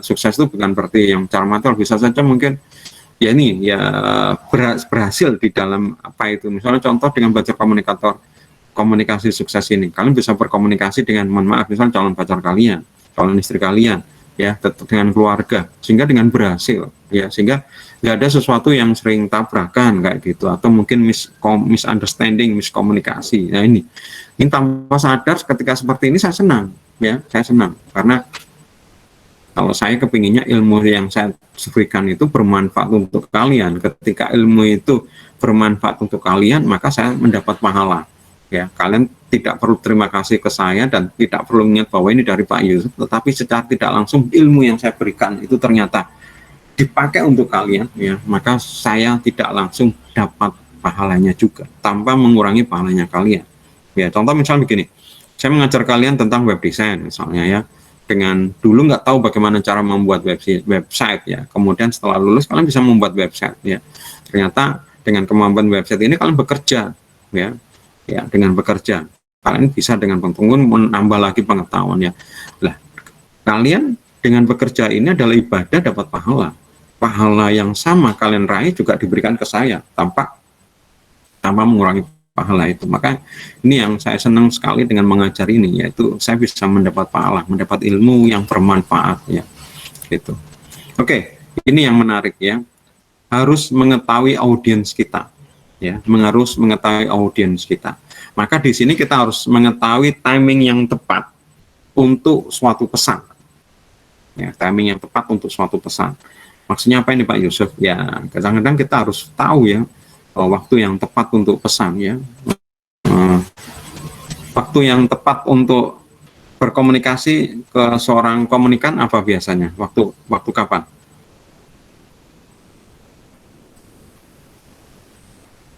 Alif, menurutmu waktu yang tepat untuk berkomunikasi? Misalnya kamu, mohon maaf ya, misalnya kamu mau minta uang pada ayahmu misalnya. Uang ini digunakan untuk kalian untuk mau apa ya, kegiatan kelompok misalnya ya. Kamu harus ke luar kota misalnya melakukan survei ke tempat wisata di Blitar misalnya. Kamu butuh uang sebanyak anggap saja 250.000. Kamu mau menyampaikan pada orang tua. Kira-kira kamu menyampaikan berkomunikasi itu kira-kira yang tepat di jam berapa? Di waktu apa? Alif Afriyadi, menurutmu di waktu kapan?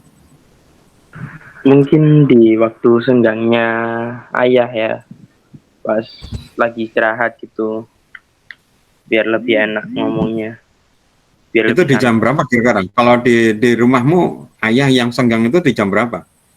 Di jam sekitar 12-an. Jam 12 siang atau jam 12 malam? Oh, siang. Jam 12 siang ayahmu jam segitu senggang? Iya, istirahat. Oh gitu, ya. Berarti kamu sudah memahami timing yang tepat ya, bagus ya. Jadi tiap-tiap keluarga mungkin berbeda-beda ya senggangnya ya.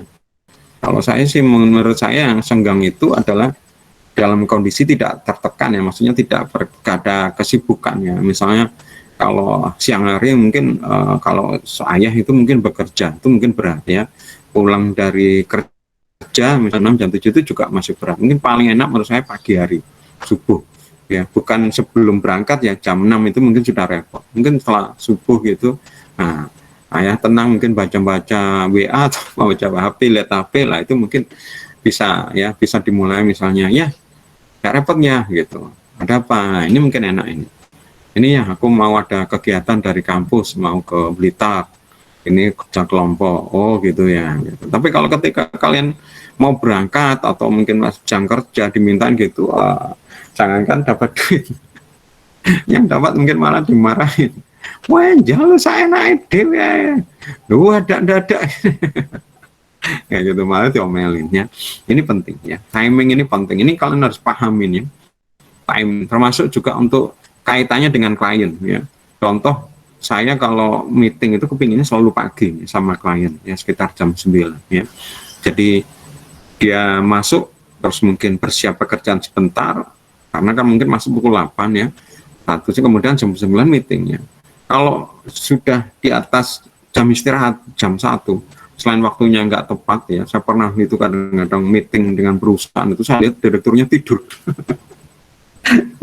Ya Allah, lagi di rumah apa enggak gitu. Dan benar gak deal itu proyekku, gak deal gitu ya. Terus kemudian juga mungkin sudah pusing ya, mungkin pagi itu sudah meeting dengan direkturnya atau dengan orang lain, dengan diberi permasalahan sudah banyak pikiran ya, sehingga ketika kita ajak meeting itu kayak mereka itu nggak menangkap kita 100%, masih matanya atau pikirannya masih melayang-layang kemana. ya, makanya kalau memang diberi kesempatan, misalnya ini contoh aja ya, misalnya kalian harus presentasi ke klien gitu, Pak Yusuf bisanya kapan? Kalian tentukan aja, pagi Pak jam 9 gitu.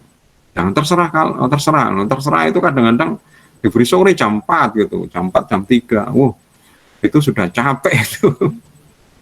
Nah ini udah capek, kepinginnya nggak mau serius itu, nggak mau mikir-mikir yang serius, yang pinginnya guyan-guyan. Waduh, guyan-guyan, kapan proyeknya mari? Kemudian berikutnya adalah bahasa yang dimengerti komunikan ya. Pengalaman saya tambahkan dengan bahasa daerah ya, bahasa daerah setempat ya. Contoh, kalau tadi itu Aam gitu ditambahkan bahasa Sunda ya, Kiai di Jawa Timur mungkin pakai bahasa Jawa ya. Saya mungkin kadang-kadang nambahin dengan bahasa Surabaya. Meskipun yang kuliah di sini kayak Daniel bukan orang Surabaya ya. Daniel, kamu sudah paham bahasa Surabaya belum? Dikit Pak, dikit aja. Kamu sudah berapa lama di Surabaya? Di Surabaya? Satu setengah tahun, Bang. Ya, kan berarti kamu sudah mulai berkomunikasi dengan ini yang berbeda ya. Ini saya amatin ya. Kalau orang luar Surabaya, kuliah di Surabaya, kebanyakan mahasiswa di dalam kampus itu berkomunikasi dalam bahasa Surabaya. Ini saya amatin ya. Saya dulu mengamatin. Contoh, saya kuliah di UNER gitu. Ya, yang resmi di kelas bahasa Indonesia. Di luar itu ya rara ngomong bahasa Surabayaan ya di luar kelas ya. Padahal yang kuliah di UNER bukan hanya orang Surabaya dan orang Jawa Timur, bahkan di situ ya. Atau di ITS ya. Makanya kemarin saya baca di Quora. Kalian tahu ya Quora.com. Ada website namanya Quora ya. Quora.com. Nah, ini pernah masuk website Quora.com?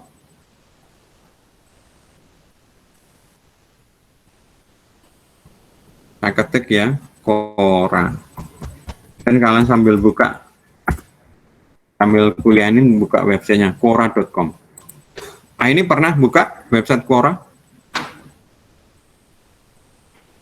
Belum, Pak. Coba dibuka sambil dibuka. Quora ini menarik ya, karena Quora ini website yang isinya tanya jawab. Kalian bebas untuk bertanya apapun ya, dan kita juga bebas untuk menjawab pertanyaan apapun yang kita inginkan ya. Dan karena di sini pertanyaan nggak ada batasan, pertanyaan kadang-kadang sesuatu pertanyaan yang ingin kita tanyakan tapi tidak tahu bertanya kepada siapa, atau pertanyaan itu bersifat apa ya, sensitif, entah sensitif masalah kenormaan sosial atau mungkin masalah politik dan macam-macam, itu kita bisa sampaikan. Contoh kemarin saya kan apa yang kalian tidak senangi kuliah di Surabaya. Ada orang Tangerang ya jawabnya, saya orang Tangerang kuliah di ITS ya. Saya nggak suka di Surabaya itu menggunakan bahasa Surabaya. Contoh ya, beda loh ya. Kalau misalnya kalian kuliah di Jakarta ya, kalian di Jakarta di luar kelas bahasanya masih bahasa Indonesia ya, masih paham ya. Sedangkan kalau di Surabaya, di Surabaya baik di perguruan tinggi negeri maupun swasta, di luar kampus di luar kelas bahasanya bahasa Surabaya. Ini yang mungkin tidak disukai orang yang di luar Surabaya, tapi ya biasanya ya mereka cepat belajar karena orang Surabaya ini bahasanya egaliter ya. Termasuk jawabannya dia, orang Surabaya ini kalau bahasa ini penuh dengan makian. Tapi makian itu justru menunjukkan rasa sayang ya, rasa akrab gitu ya. Berikutnya adalah sikap dan nilai yang ditampilkan efektif ya. Sikap dan nilai ya, sikap dari kita supaya kemudian contoh misalnya begini, kalau saya memberikan pelatihan training itu saya selalu menggunakan pakaian yang resmi ya, misalnya hem yang putih atau mungkin ada garisnya atau yang polos ya, terus kemudian lengan panjang pakai dasi ya, itu saya bersikap yang kira-kira bisa efektif, termasuk bertemu dengan klien ya, meskipun saya kerja tidak pakai dasi, tapi ketika di klien kadang-kadang saya pakai dasi, apalagi kalau training ya. Tapi kalau misalnya saya malas pakai dasi pun saya pakai baju batik yang lengan panjang. Pokoknya saya bersikap dan memilih nilai yang kira-kira bisa diterima, yang bisa efektif ya. Ya, contoh kalau ketika saya memberikan training itu saya kepinginnya mereka menganggap saya itu kompeten gitu, orang ahli, dan saya harus beda dengan komunika ya. Maka ya tadi tuh saya pakai batik atau mungkin saya pakai dasi kayak gitu ya. Terus kemudian jenis kelompok di mana komunikasi dilaksanakan. Kita harus tahu ya, komunikasi yang kita laksanakan itu dengan siapa ya. Dengan anak muda ya berarti nanti kita harus menyiapkan ya. Saya dulu pernah punya pengalaman yang bikin malu sampai sekarang. Sampai sekarang saya ingatnya beda karena saya juga nggak tahu. Saya diminta oleh seorang teman untuk bicara di kampung. Saya bingung ini, ngomong karo wong kampung ki opo gitu supaya menarik gitu loh ya kan. Wah, ini terus terang tantangan ya. Ternyata ketika saya datang ke sana, yang hadir itu mulai anak kecil sampai tua. Waduh, ngeluh sih ya, karena koknya beragam ya. Kalau kalian kan jelas enak lulus SMA, mahasiswa DKV jelas gitu ya. atau mungkin saya memberikan training IT, orang yang memang tertarik dengan IT lah, ketika orang kampung kayak gini, itu saya malu itu sekarang ya, karena lalu sudah saya mikir lama itu ya, cara membuat pesan yang efektif, kira-kira mereka tertarik, tema apa yang saya angkat gitu, karena temanya bebas, ngomong apa itu sembarang sup gitu, pokoknya mereka seneng. Waduh, gitu. Kalau faktor komunikator adalah kepercayaan kepada komunikator ya, yaitu tadi saya bilang kredibilitas ya. Jadi komunikan percaya sama komunikator ya, ini penting ya, penting sekali. Maka saya biasanya punya kebiasaan ya, ketika mulai ngajar pertama kali, kalian mungkin pernah ya, kalian mungkin ingat ya waktu pertemuan pertama dengan saya, itu saya memperkenalkan diri. Ya, ini mungkin mungkin dosen lain tidak melakukan, kalau saya tidak ya. Di awal kuliah yang mungkin baru pertama seperti saya dengan kalian ini kayaknya pertemuan pertama. Pokoknya belum pernah bertemu lah di secara offline ya. Tapi kalau sudah pernah bertemu saya tidak melakukannya ya. Ya. Kalau nggak salah kita pernah bertemu di sosiologi komunikasi ya. Baik. Saya lupa. Teori periklanan ya. Ketika pertama kali itu saya memperkenalkan diri ya. Apa tujuan memperkenalkan diri? Seorang Jawa bilang, tak kenal maka tak sayang. Selain itu menunjukkan kredibilitas saya, ya, supaya mereka percaya dengan saya, mahasiswa percaya atau para peserta pelatihan itu percaya saya di sini itu punya hak, punya kredibilitas untuk bicara hal ini, gitu ya. Karena memang susah kan, kalau kita sudah nggak percaya. Contoh misalnya, saya kadang-kadang kalau dikenalkan, saya ikut pengajian, terus kemudian MC-nya atau mungkin takmirnya, setelah ini kita akan mengikuti pengajian disampaikan oleh Ustadz ini gitu, tanpa diberikan ini, kadang-kadang saya underestimate dhisik, ini Ustadz kelas opo gitu ya. Tapi ketika sambil jalan saya, iya bagus, nah ini terlambat ya, kredibilitasnya itu saya baru bangun di pertengahan, awal-awal mungkin seperti yang saya sampaikan mungkin menolak gitu. Maka saya senang kalau di masjid itu ya, si MC-nya atau takmirnya itu menjelaskan, berikut ini kita akan mengikuti kajian disampaikan Ustadz A ya, beliau adalah ketua ini yang berkemudian ini ini ini ya gitu. Sehingga sejak awal saya sudah memperhatikan dan memberikan kepercayaan pada dia, saya menganggap dia kredibilitas ya. Kemudian berikutnya adalah daya tarik komunikator. Ini yang sebenarnya kalau beberapa komunikator yang canggih belajar banget ya. Contoh komunikator yang sangat sukses ya, seperti Hitler.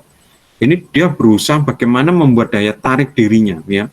Sampai saya pernah baca bukunya ya, si Hitler ini dipotret ya. Jadi dia bersikap ya, bersikap itu dipotret ya. Misalnya dia tangannya begini dipotret, tangannya begini dipotret.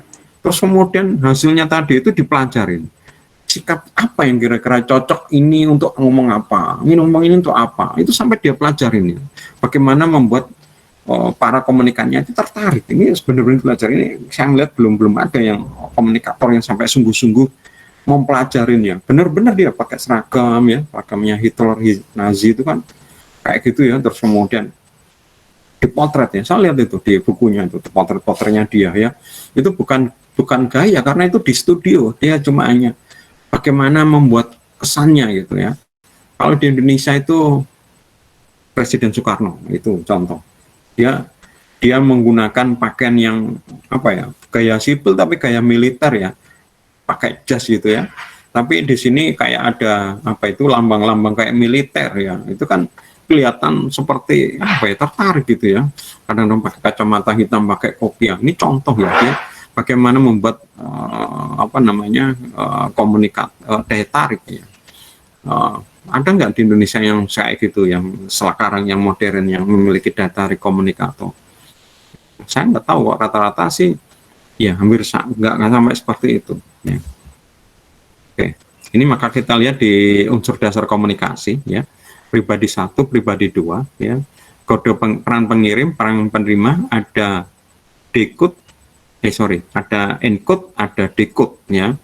Kemudian di situ ada hambatan, kemudian ada hambatan ya, diulang lagi. Jadi dari pribadi 1 ke pribadi 2 ya, terus kemudian akan pribadi 2 kembali lagi ngirim ke sini ya. Jadi sama, ada saluran 1, saluran 2. Hambatan dalam komunikasi, ya, noise ya. Pertama adalah gangguan mekanik, ya, kayak kemarin sudah saya sampaikan. Ya, ini sangat mengganggu ya sebenarnya ya. Ramai, suara bising, gangguan semantik ya, yang kita nggak paham istilah-istilah ya. Contoh, saya pernah ngikutin apa kayak kuliah gitu ya di Fakultas Kedokteran dulu. Saya nggak betul paham karena banyak istilah-istilah kedokteran ya. Bapak Yusuf kok ngapain ke situ? Temanya bagus ya, temanya bagus, tapi ternyata mungkin penjelasannya untuk para dokter atau calon dokter ya. Ya itu, ya kadang-kadang memang begitu. Atau saya sering ikutin seminar-seminar kan kadang-kadang gratis memang ya. Pokoknya mahasiswa UNER misalnya itu gratis ya. Tentang ekonomi itu. Temanya bagus, tapi ternyata mungkin ada banyak istilah-istilah ekonomi yang saya nggak paham ya. Makna denotatif, mana konotatif. Apa itu denotatif konotatif? Ada yang tahu? Apa denotatif konotatif? Amelia?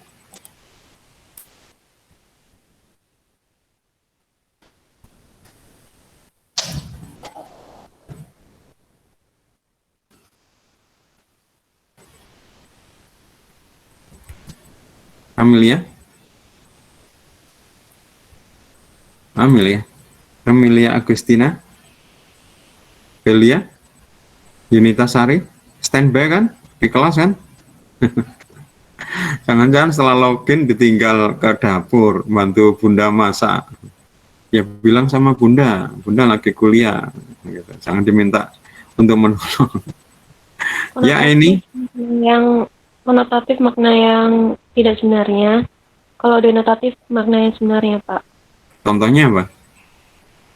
Kalau contohnya bunga desa. Kalau misal konotatif itu kan perempuan yang cantik. Tapi kalau misal di denotatif itu ya bunga yang ada di desa seperti itu. Iya betul. Ya ini juga harus dipahami. Apalagi kalau bahasa Inggris ya. Bahasa Inggris itu ada namanya idiom ya. Idiom misalnya piece of nut itu ya. Piece of nut ya. Potongan kacang gitu. Potongan kacang itu bukan bangsa potongan kacang tapi gampang sekali gitu kayak sepele ya kayak gitu ya. Dulu sampai saya belajar idiom-idiom kayak gitu ya. Kemudian kepentingan ya, kepentingan. Saya nggak punya kepentingan. Nah, ini hambatan ini ya. Misal tadi si ustadznya bicara tentang solusi untuk orang yang punya hutang, yang mendengarkan nggak punya hutang. Males dia wis. Oh, nggak hutang apa ngurungokno gitu ya. Motivasi dia ya, seperti yang saya sampaikan tadi di kelas. Mungkin masuk di kelas ini hanya sekedar pokoknya kuliah misalnya ya, sesuai dengan ya menggugurkan kewajiban ya, kayak misalnya sudah sholat, apakah sholat beneran, pokoknya sudah sholat ya kan. Ini motivasinya mungkin bisa berbeda ya. Kemudian prasangka, kita sudah punya prasangka atau istilahnya stereotip prejudice terhadap komunikatornya. Itu nggak kompeten nih gitu, udah ya. Kalau sudah nggak sesuai, nggak cocok, nggak sesuai dengan komunikator, apa yang disampaikan kadang ditolak, wis gitu wis. Ya sudah ditolak ya. Misalnya contoh jamaah pengajian ini komunikatornya atau ustadznya ini yang bukan sepaham dengan mereka. Misalnya gampang, mohon maaf ya, misal ini hanya sekedar misal. Jamaahnya NU yang ceramah orang Muhammadiyah. Misalnya atau jamaahnya Muhammadiyah yang ceramah orang sudah prasangka gitu ya. Jadi mungkin nggak sampai komunikasinya, hambatan. Ya. Kemudian adalah hambatan itu bisa emosional atau sosial atau kultural. Emosional, saya lagi pusing, saya lagi nggak bersemangat, saya lagi bersedih ya. Atau sosial ya, kamu terlalu rendah, aku ini orang kaya, kamu orang miskin, aku ini presiden, kamu itu anak SD, ngomongnya aku, misal contoh ya. Atau budaya ya, oh aku ini ningrat ya, kamu orang bawah misalnya ya. Sadar atau tidak memberikan penilaian dan menghakimi pembaca ya, ini yaitu mereka memberikan penilaian yang buruk ya, tadi itu stereotip ya, stereotip yang salah ya. Oh ini orang ini nggak kompeten gitu, nggak cocok, ini sudah ya. Jadi apapun yang disampaikan udah ditolakin semua. gagal menangkap maksud konotatif ya yang sudah disampaikan tadi sama Aini ya. Artinya perkataan yang memiliki makna ganda, bukan makna apa adanya. Ya tadi itu contoh bunga desa. Kalau bunga di desa maksudnya bukan bunga yang ada di desa, tapi gadis cantik misalnya. Ini nggak paham maksud konotatifnya. Ya kalau salah paham atau distorsi karena tidak saling mempercayai. Ya tidak saling mempercayai. Ya itu tadi saya bilang tadi ya. Jamaahnya ustadznya Muhammadiyah ini sudah saling tidak mempercayai. Oh, kok niku pasti ini. Ya, ini termasuk juga misalnya yang repot itu kalau dosen pengganti gitu ya, dosen pengganti misalnya dosen DKV karena dosen DKV-nya sakit diganti sama dosen ekonomi. Udah nggak percaya ini ya. Di dosennya aja mungkin juga nggak percaya, saya ini ngajarin ini mereka nerima nggak, apalagi mahasiswanya melihat wah ini nggak ahli gitu. Akhirnya apa, mahasiswanya ruame di kelas, nggak ada yang dengerin. Masih ahlinya pun ya masih dianggap mereka saling percaya pun kadang juga masih begitu ya. Nah ini ya kita lihat kendala-kendala dalam komunikasi ya. Ada pengaruh perbedaan status ya, tadi saya sampaikan ya, status kaya miskin ya, kemudian pilihan saluran komunikasi yang buruk ya, tempatnya ramai atau kalau pakai daring seperti ini jaringannya buruk sehingga putus-putus ya, kemudian penyimpangan persepsi ya, ini sering lucu ini kalau kalian dulu sering dengarkan radio di Susana namanya Triborolo itu kadang-kadang ceritanya cuma begini toh, hanya cuma temanya penyimpangan persepsi ya. Contoh apa sih ya, apa ya contoh ya, kayak apa ya, kayak banyolan-banyolan warkop itu loh ya, jadi salah persepsi karena itu tadi dulu konotasi. Misalnya contoh tadi itu, kamu misalnya gampangnya majikannya ini tolong berikan ke bunga desa. Bunga desa menyuruh anak buahnya, baik bos gitu, terus baru mana ini kok bunga desa apa sih ini kok nggak bales terima kasih atau apa, lu kamu sudah ngirim atau belum gitu, sudah bos, lu kok nggak katanya nggak dapat, lu sudah bos, lu di mana kamu memberikannya, lu tadi bos di kuburan, lu kan di kuburan ya, tadi di kuburan ada bunga desa kayak gini loh, kayak gitu ya. Banyolannya warkop, banyolannya tadi Susana, penyimpangan persepsi ya. Kemudian tak ada umpan balik, ini yang sedih ya, terus terang saya kepinginnya kembali secepatnya ngajar luring ya, ngajar offline ya, karena kuliah online ini nggak ada umpan balik ya, nggak ada umpan balik. Saya nggak tahu, saya nggak bisa melihat kalian paham atau tidak, kalian antusias atau tidak ya. Maka di kampus sebelah ini mulai lebaran kemarin kuliahnya offline semua ya, nggak, kalau kemarin online terus kemudian dicampur online sama offline, setelah lebaran ini offline semua ya. Terus terang saya senang aja ya, karena dengan cara begini komunikasi efektif ya. Seperti ini contoh ya, kalian sudah lihat sendiri kan, saya tanya ke kalian, sama siapa tadi, Amelia, siapa lagi, Belia, para cewek-cewek ya, kecuali ini mungkin yang bisa membalas, saya nggak membalas loh, saya juga bingung ini posisi kalian gimana gitu, sekarang lagi ngapain ini ya, karena susah ini, saya tidak mendapat umpan balik ya. Oke, ini minta izin ya. Terus kemudian perbedaan budaya ya, kemudian gangguan yang bersifat fisik. Maka hal yang perlu diperhatikan dalam komunikasi efektif, komunikasi bisa satu arah tapi harus ada dua arah ya. Kemudian mendengarkan sambil memahami. Saya ngomong, saya minta juga kalian ngomong juga, saya dengerin ya. Cuma yang tadi ini kalau komunikasi online ini ya seperti ini ya, kurang. Kemudian berikutnya adalah persepsi yang selektif dalam mendengarkan dan menanggapi. Kemudian memahami sudut pandang orang lain ya. Maka Johnson menyatakan beberapa kesalahan umum yang sering dilakukan dalam komunikasi ya, sehingga komunikasinya tidak efektif. Yang pertama adalah kesalahan sebagai pengirim ya, ini misalnya berbicara cepat ya, berbicara cepat ya, nggak perlahan-lahan atau cepatlah, kemudian tidak tersusun ya, nggak kronologis ya, kemudian terlalu banyak gagasan, ya, antara gagasan satu dengan gagasan yang lain tidak nyambung, jadi melompat-lompat ya, jadi komunikasinya bingung.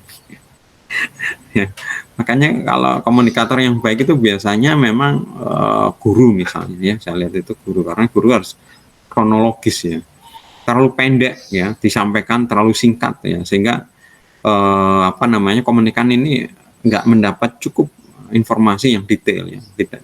Kemudian mengabaikan informasi tentang pokok pesan yang sudah dimiliki penerima, ya. Kemudian tidak menyesuaikan dengan lingkungan dari penerima, ya, harusnya seperti itu. Kemudian kesalahan di penerima, di komunikan, ya, adalah tidak menaruh perhatian kepada pengirim, ya, sudah nggak care, sudah nggak antusias, ya, di pengirim itu, kayak gitu, ya. Bisa saja karena mungkin dia tahu mungkin sudah nggak kredibilitas, ya, di ustadz misalnya, ya, di ceramah, yang datang pakai celana jin, pakai kaos, wah, orang mikir, wah, itu ustadz apa enggak, ya, wis males, wis. Ya, bicara tentang kesehatan, si MC-nya bilang ini adalah seorang pakar akuntansi, wah, ini ngomong kesehatan kok sing pakar akuntansi, sudah nggak perhatian, ya. Kemudian sudah merumuskan jawaban sebelum mendengar keseluruhan, ya. Kemudian cenderung mendengar detail-detail dan bukan keseluruhan pesan, ya. Memberikan penilaian benar atau salah, ya. Oke, demikian mungkin materinya hari ini. Ada yang mau ditanyakan? Untuk tugas kalian, ya, adalah tugas kelompok, ya. Tugas kelompoknya adalah kalian mencari film, ya. Tugas kelompok, ya, mencari film yang membahas atau bukan membahas, yang ada cerita di situ tentang komunikasi efektif. Ya, di dalam film itu ada alur cerita atau berkaitan atau memiliki tema tentang komunikasi efektif, ya. Jadi bisa di situ bisa kalian ambil kisah film yang komunikasinya tidak efektif, akibatnya seperti ini, atau justru komunikasinya efektif, hasilnya seperti ini. Ya, itu. Silakan kalian cari film, baik film bahasa Indonesia, film bahasa Inggris, film asing, film Korea, India, dan macam-macam, ya. Kalian tonton, kemudian jelaskan, ya, kenapa film itu diangkat sebagai tugas kalian, di mana hubungannya komunikasi efektif, dan mungkin tuliskan sinopsisnya. Nanti saya tulis di My Brilliant, ya, detail tugasnya, ya, tugas kelompok, dan kalian buat 2, yaitu penjelasan secara dokumen dan presentasinya. Minggu depan kalian presentasikan, ya, tugas kalian, ya, film tadi itu. Ada yang mau ditanyakan? Tugas jelas? Jelas, Pak. Perlu deadline-nya kapan ya, Pak? Minggu depan. Ya, jadi kita Jumat berarti Rebu, ya. Rebu pukul 23.59 kalian harus kumpulkan, ya. Itu. Ya. Tugasnya mudah, ini tugas kelompok. Kalian cari film, kemudian tonton secara seksama, ya. Tentu mungkin, oh, ini film ini gak cocok, cari lagi, tonton lagi, cocok. Nah, ini kayaknya cocok ini. Yang menurut Pak Yusuf tadi ini tentang komunikasi yang efektif. Ini loh ceritanya komunikasi yang efektif. Contoh, ya, film yang baru yang kemarin saya tonton masalah komunikasi efektif itu ini. Film judulnya, kok lupa aku, ya. Kevin Costner, ya. Kevin Costner yang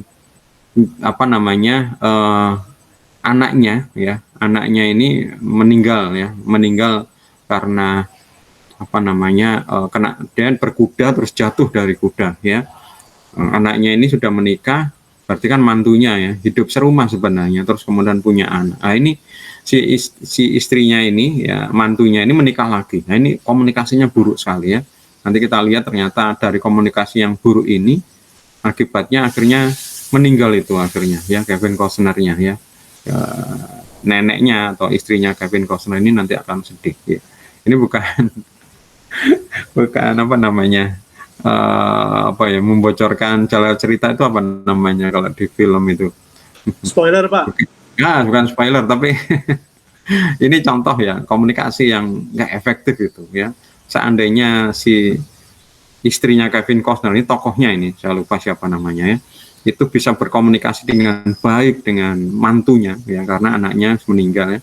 Tentu dia tidak akan merugikan semua ya. Terserang, filmnya sederhana, film drama ya, dan film baru ini kalau nggak salah 2020 atau 2021, dan nonton juga barusan. Oke, kalau nggak ada pertanyaan, kita akhirin ya perkuliahan pagi ini. Ada pertanyaan lagi? Kok lagi Pak Yusuf, nggak ada yang tanya tadi? Oh ya, saya ulangi lagi maksudnya pertanyaan. Sudah paham? Ada pertanyaan? Nggak ada ya? Kalau nggak ada, kita akhirin perkuliahan pagi ini. Saya mohon maaf kalau mungkin ada kata dan tindakan yang tidak berkenan. Semoga dengan ilmu pagi ini, yaitu komunikasi efektif, kita benar-benar bisa bersosialisasi, bisa mencapai tujuan yang kita inginkan, karena komunikasi adalah alat berhubungan dengan manusia yang lain. Oke, selamat pagi. Assalamualaikum warahmatullahi wabarakatuh. Waalaikumsalam.